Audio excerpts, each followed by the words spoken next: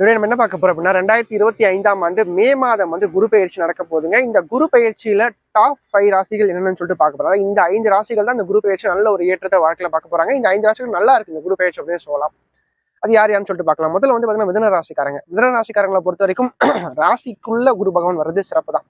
திருமண வாழ்க்கை நல்லா இருக்கும், நல்ல ஒரு குடும்ப வாழ்க்கை அமைச்சு கொடுப்பார். வேலை விதம் தொழில் நல்ல ஒரு முன்னேற்றத்தை கண்டிப்பா கொடுப்பார். ரெண்டாவது தனுசு ராசிக்காரங்க. ராசிநாதன் ராசிக்கு 7 அமர்ந்து ராசியை பார்க்கறது சிறப்பு. ரொம்ப நாளைக்கு அப்புறம் குரு ராசியை பார்க்க போறார் 7 அமர்ந்து 12 ஆண்டுகளுக்கு பிறகு சிறப்பா இருக்கும். இவனுக்கும் குடும்ப வாழ்க்கை ஃபர்ஸ்ட் கிளாஸா இருக்கும். அதே மாதிரி வேலை தொழில் நல்லா இருக்கும் அப்படின்னு சொல்லலாம். மூன்றாவது பார்த்தீங்கன்னா துலா ராசிக்காரங்களுக்கு பாக்கியத்துல குரு வரார்.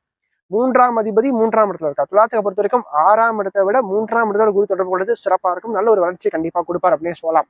அதற்கடுத்து வந்து பாத்தீங்கன்னா கும்ப ராசிக்காரங்க. கும்ப ராசிக்காரங்களுக்கு 7 லட்சம் நடந்தா கூட இந்த குரு பெயர்ச்சி உங்களுக்கு சிறப்பா இருக்கு அப்படின்னு சொல்லலாம். சோ இவங்களுக்கு நல்ல ஒரு ஃபர்ஸ்ட் கிளாஸான பலன்கள் வாழ்க்கையில காத்துட்டு இருக்கு அப்படின்னு சொல்லலாம். அதற்கடுத்து கடைசியா வந்து சிம்ம ராசிக்காரங்க. சிம்ம ராசிக்காரங்களுக்கு அஷ்டம சனி ஆரம்பிச்சா கூட குரு 5ஆம் அதிபதி 5ஆம் இடத்த லாபத்துல இருந்து அப்ப கண்டிப்பா இந்த அஷ்டம சனியில உனக்கு பினான்சியலா ஸ்டெபிலிட்டி கண்டிப்பா இருக்கும். பொருளாதார ரீதியான ஒரு முன்னேற்றங்கள் கண்டிப்பா வரும். ஏன்னா 5ஆம் இடத்த குரு பகவான் பார்க்குற லாபத்துல இருந்து அப்ப அதிர்ஷ்ட வாய்ப்புகள் கண்டிப்பா அலைமோதும் அப்படின்னு சொல்லலாம். என்ன ஒண்ணு, மனசுலயும் சரி உடம்புலயும் சரி ஒரு சக்தி இல்லாத மாதிரி இருக்கும். கொஞ்சம் சோர்வுகள் அப்படின்றது கண்டிப்பா இருக்கும். மன அழுத்தங்கள் சற்று இருக்கும். ஆனாலும் அதை சமாளிச்சு நீங்க வெற்றி கொள்வீங்க.